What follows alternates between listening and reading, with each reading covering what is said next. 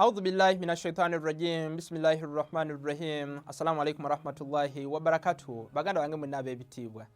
Nsaba munzikirize mu bufunze tutunulireko aya endala eraga obukulu bwa Ahlul Bayt abantu b'enju ya Nabi Muhammad sallallahu alayhi wa alihi wa sallama. Aya eyitibwa aya eya mubahala. Onfuna bulungi aya eya mubahala eri mu surati Imran aya mukaaga mwemu. Onfuna bulungi muganda wange ekitibwa. Mu kusooka ekigambo mubahala wetugamba nti mubahala kitegeeza okuleeta ebikolimo eri omulimba. Era bwe tutyo bwe tulaba mu mwaka gw'omwenda abamu bagamba mu mwaka gwa 10 nga Nabbi amaze okusenguka okugenda e Madiina. Onfuna bulungi abakristaayo ba priests 14 abakulembeza abakristaayo 14 bajjayo Nabbi Muhammad sallallahu alayhi wa alihi wasallam okubeera nga badibetinga naye.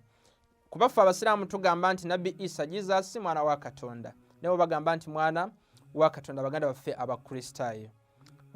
N'olwekyo bajja wa Nabbi Muhammad okubeera nga badibetinga naye. Ofuna bulungi babeera nga boogera kweza ensonga okutegeera ani omutuufu ani atali mutuufu. Nabbi Muhammad abo nga bamaze okujja abakristaayo bagamba nti mukomewo enkya. We baakomawo enkya kino kimanyikiddwa mu bavunula Qur'an bonna. Kino kimanyikiddwa mu historians bonna bannanyini byafaayo. Nfuna bulungi abasoma ebyafaayo ne sababu nuzul ya zino aya. We baakomawo enkya bagenda okusanga nga surati Imran okuva ku aya 5 paka ku 6 nga zisse ezigamba nti Nabbi Isa Jesus alayhi salatu wassalam. Zino zi aya zigamba nti Nabbi Isa alayhi salatu wassalam muddu wa Allah subhanahu wa ta'ala nga wetulaba Nabbi Adam Katonda yamutonda. Onfuna bulungi surati Imran aya 6 onfuna bulungi nayo yakka nga wetugambye. Bano abakristaayo we bajja onfuna bulungi Nabbi yabagamba ng'eno aya emaze okukka surati Imran aya 6 egamba onfuna bulungi nti buli awakana nga amazima gamaze okukka. Onfuna bulungi nti Nabbi Muhammad bagambe buli awakana nga amazima gamaze okukka. Surati Imran aya 6 Faqul ta'alaw bagambe bajje. Onfuna bulungi nadi'u bagambe bajje nadi'u abna'ana wa abna'akum. Onfuna bulungi tujje n'abaana baffe tuyita abaana baffe nabo bajje nabo bayita abaana baabwe nabo bajje. Aya genda maaso egamba wanisa'ana wa nisa'akum. Aya genda maaso nti wanisa'ana wa nisa'akum tuyite n'abakyala baffe nabo bayita abakyala baabwe. Wa anfusana wa anfusakum. Kigambo nafsi naffe kennyini tujje nabo bennyini bajje. Onfuna bulungi Nabbi abantu be yatwala ono muganda waffe mu sunni mutafsiriza abaganda baffe abasunni Suyuti mu tafsiri ye eyitibwa Darul Manthur. Onfuna bulungi Hafiz Jalaluddin mu volume ey'okubiri page 38 agamba nti eno aya we yakka Nabbi Muhammad abantu be yatwala abaana be yatwala Imamu Hassan ne Imamu al-Hussein. Nabbi Muhammad sallallahu alayhi wa alihi wasallam ngeno aya mazo okukka abantu be yatwala eno tafsiri abaganda baffe basun Darul Manthur atenga emanyikiddwa mbasiramu bonna agamba nti abaana be yatwala Imamu Hassan ne Imamu al-Hussein. Abakyala be yatwala Fatimatu Zahra. Be yagenda nabo ye Nabbi Muhammad yagenda ne Imamu Ali alayhi salatu wassalam. Katonda tukubiriza okubeera nga wetusoma Qur'an tufumintiriza mukolo obwegutyo ogw'okolima ani ali ku kifu. Nabbi okulaga nti yali ku kituufu n'okulaga obukulu bw'abantu b'enjuye yatwala abantu be bennyini betwagamba nti Katonda yafuula okubaagala n'okubagoberera tteeka. Surati Shura aya 23 era Katonda yabatukuza. Twagamba nti bano abantu ba Al-Bayt Katonda aba boogera kutateekako kakwakulizo. Newe aba ayogera ku bantu abalala nga baswahaba kati nga we tulaba mu surati Al-Fatiha aya 18 nti laqad radiyallahu 'anil mu'minina idh yubayyi'unaka tahta ash-shajara. Katonda yabasiima akaseera ako ke baali wansi w'omuti idhi. Onfuna bulungi wadde nga yabasiima oba wadde nga bamu bagamba nti yabasiima lubeerera kale tetuganye. Naye Allahu subhanahu wa ta'ala wabanga ayogera ku kikolwa kyennyini ekyo kye baakola okuwa Nabbi bai'a mu Hudaybiya ateekako shariti nolwekyo gwe woba gubeera baswaba otina okuteekako naawe shariti. Allahu subhanahu wa ta'ala agamba nti faman nakatha fa innama yankuthu ala nafsi, naye akyuka n'ava ku bai'a gye yawa Nabi Muhammad yeeyonoonera yekka, era tugenda kumupanishinga ku lunaku lw'enkomyo, tugenda mubonereza. Onfuna bulungi? N'oyo onfuna bulungi alemera ku ndagaano ye gye yakola ne Nabbi agenda kufuna empeera nga nnyingi mu Suratul Fatiha ya 10. Netwabanga Nabi Muhammad afudde, basahaba abakyuka bamwe tujja kubitunulira mu misomo emirala.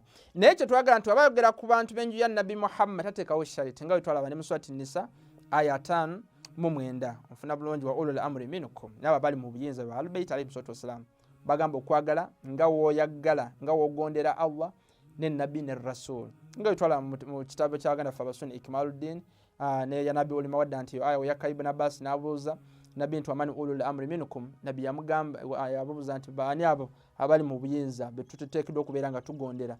Nabi n'abannyonnyola Imaamu Ali, Imaamu Hassan, Imaamu Hussein paka ku Imaamu w'omulembe gwaffe Imaamu Muhammad Ali Mahdi. Mu bitabo ebyo ya Nabi Mawadda n'ebitabo ebirala nga we twalaba. Kye twagalawo nti mu guno omukolo yatwala abantu b'enjuye okulaga abantu nti bano abantu tebali compared ku bantu balala. Tosobola kubeera nga obageza ku bantu abalala, abantu b'enju ya Nabi Muhammad sallallahu alayhi wa alihi wasallama, sallallahu alayhi wa alihi wasallama. Era bwe tutwewuunya nti kale mu basajja waki yatwala Imaamu Ali n'alekawo basahaba ab'enjawulo ab'ebitiibwa. Ekyo kiraga obukulu bwa Imaamu Ali mu basiraamu. Kyova olaba twagamba n'okugamba nti nga aya 67 Suratul Maida emaze okukka mu kifo ky'egaddira. Kyova olaba twagamba n'okugamba aya ey'enkaaga Suratul Maida nga emaze okukka nga Nabbi ava mu hijja ye esooka esembayo mu kifo Gadir Khummi, omuntu gwe yakwata omukono gwe n'alaga abasiraamu nti y'omusika we, we yagamba nti man kuntu maulahu fahadha aliyun maulahu, buli abadde amanyi nti nze mukama we.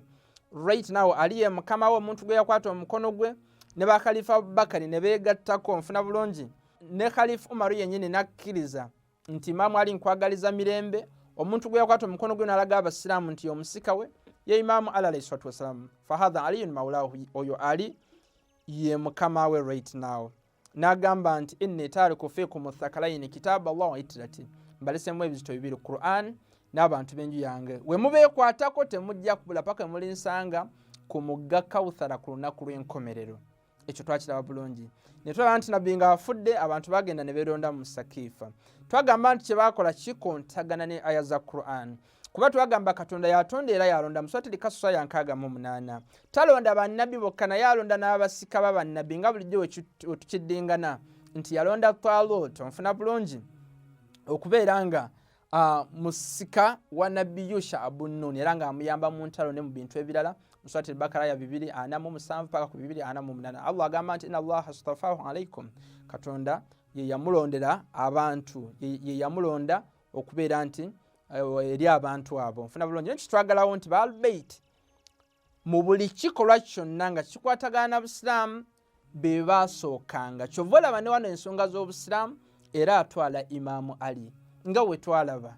Nfuna bulungi ne mu aya eza Surati Tawba nga zisse, omuntu gw'atwala yasooka n'atuma Khalifa Abubakar n'amala n'azimuggyako ezo aya n'atuma Imaamu Ali n'agamba mu hadisi ezimanyikiddwa mu baganda baffe Abasunni, la yuaddi anni illa ana au ahadin min Ahlul-Bayt alayhi salatu wassalam, teyasobola kunkiikirira okuggyako nze kennyini, teyasobola kukola nsonga zange oba kunkiikirira okuggyako nze kennyini oba omuntu okuva mu bantu b'enju yange. Nfuna bulungi. Nolwekyo ahadisi era nnyingi ezogera ku birungi byaba Ahlul-Bayt alayhi salatu wassalam, nga we tulaba wano mu al-Sawa'iq al-Muhrika Ibn Hajar al-Haythami mu chapter ey'omwenda section ey'okubiri page 19 agamba nti Nabbi yagamba nti ana wa aliyin min shajaratin wahida, nze ne Imaamu Ali tuva mu muti gwe gumu naye abasigadde bava mu miti ez'enjawulo. Nolwekyo asuli ya Nabi Muhammad, onfuna bulungi, bava mu muti gwe gumu ogwa Abdul Muttalib.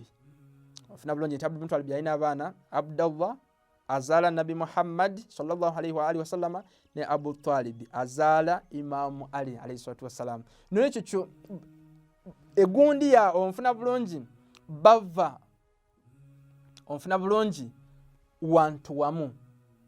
Eno hadisi abaganda baffe basunni eraga obukulu aba Ahlulbayt ba Imam Ali, ba Imam Hassan, ba Imam Hussein, ba Fatima Zahara alayhi salam. Hadisi nyingi baganda bange naye olw'obudde twogerako ntono. Zimu tujja kubeera nga tuzogera mu misomo. Ekyewuunyisa baganda bange nti nga nabbi afudde abantu b'enju ya Nabbi Muhammad. Weebuuze, Fatima Zahara alayhi salam omukulembeze w'ejjana, nabbi gwagamba nti Fatima bid'atu minni, nti Fatima kiyungo ku mubiri gwange. Onfuna bulungi, amusanyusa nsanyusa, amunyiiza anyiiza.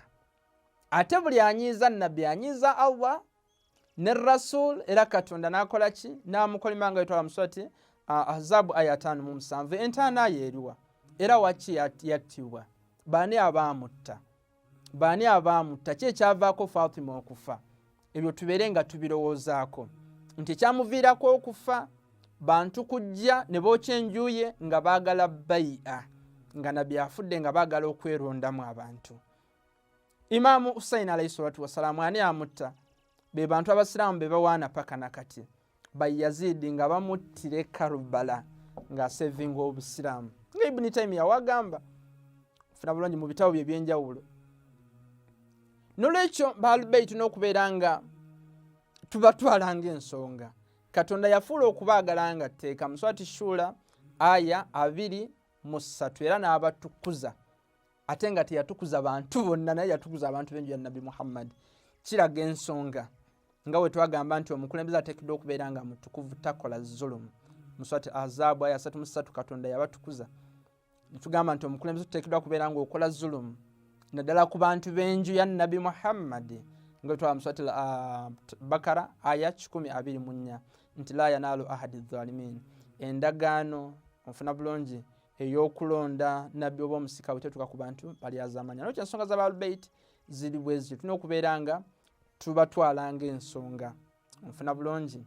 Nolwekyo ekiraamo kya Nabbi Muhammad era nga we twagamba nti kyali nitaali kufiikum muthaqalaini kitabu Allah itirati, Qur'ani n'abantu b'enju ye, era abagoberera enju ye twagamba nti baganda baffe abashia ithna ashara.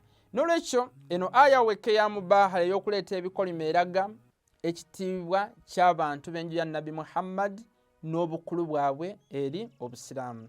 Nsaba Allahu subhanahu wa ta'ala ateeke mu bantu abafumintiriza eddiini yaffe eno ey'obusiraamu n'amateeka ga Allahu subhanahu wa ta'ala, atusaasire baganda baffe abaafa bonna, atuteeke mu bantu abagenda okuzuukira ne Nabbi Muhammad n'abantu be. Wassalamu alaikum warahmatullahi wabarakatuhu. Akafunye nsaba beere ng'osheyaringira abalala.